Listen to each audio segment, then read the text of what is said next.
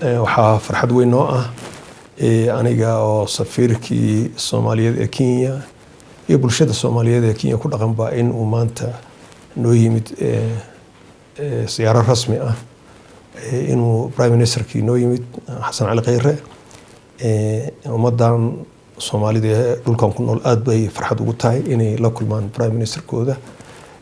wuxuu ku yimid invitation rasmi ah ku yimid wuxuuna la kulmayaa saacadaha soo socda madaxweynaha Uhuru Kenyatta taasina waxay astaan u tahay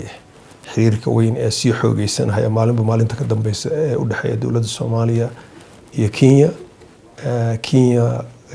wadan aad iyo aad muhiim ugu ah siyaasadeena arrimaha dibadda weeye asbaabo gaar ah oo jira dartiis asbaabaha waxaa ka mid ah marka ugu horeysay xuduud inaan la leenahay xuduudkaasna inuu tension ka jiro oo security issue arrimo ku saabsan security-ga shabaab inay maaragtay meelahaas ka dagaal gasho oo ama Kenya dhibaatayso ama annaka dhibaatayso ama shacabka Soomaaliyeed ee beeraleyda ama xoololeyda ay dhibaatayso tan labaad Kenya waxaa ku nool dad badan oo Soomaali ah oo aad u xoogan oo ganacsato ah oo runtii ganacsi xoogan ka wada wadankan haddana waxaa weeye Soomaali badan oo wadankan Kenyaati u dhalatay oo haddana siyaasadda meelo fiican uga jira waxaasoo dhan waxay keenaysaa maaragtay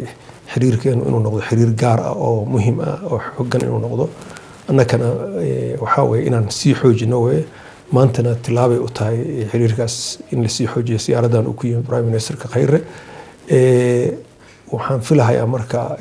inuu maalinta ka dambaysa uu sii xoogeysan doono xiriirka dhexeeya dawladda Kenya iyo dawladda Soomaaliya waxaan rabno waxaa weeye sida hadda muuqata ganacsi baa naga dhexeeya laakiin ganacsigu ma dheelitirna waxaan rajaynaynaa in mar shir baa ka socda hadda maanta iyo bariba oo JCC la dhaho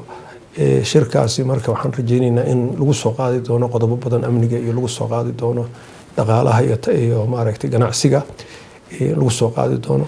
waxaan rajaynaynaa Soomaaliya waxay ka mid noqotay ECOWAS ururkan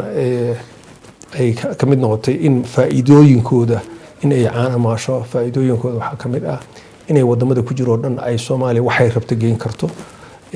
ay u dhoofin karayso ay ka tartami karayso oo lagu sameyn kareynin wax discrimination ah aan lagu sameyn kareynin marka Soomaaliduna waan ognahay inay aad ugu horeyso maaragtay ganacsiga marka waxaan rajaynaynaa inay fahmaan dadka Soomaalidu inay suuqyadaas oo dhan ay u furan yihiin tan iyo intii la galay ururkaas la galay inay suuqyadaas oo dhan u furan yihiin marka yaan ka maqnaanin yaan annaka dad wax loo keeno kaliya yaan noqonin dad wax geeya annakuna waa inaan noqonaa hadduu Ilaahay yiraaho marka aad baan u soo dhaweynaynaa Prime Ministerka uguna faraxsanahay waqti yar buu joogahay laakiin waqtigaas waxaan rajaynaynaa inuu maaragtay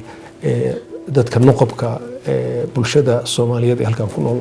hadduu san wada arkin inuu arko inuu maaragtay wax ka dhageysto baahidooda iyo maaragtay dhibkooda iyo waxay qabaan asaguna uu la sheergareeyo xaaladda horumarka ay dawladdu ku tilaabsatay iyo meeshay wax marayaan intaasaan rajaynaynaa marka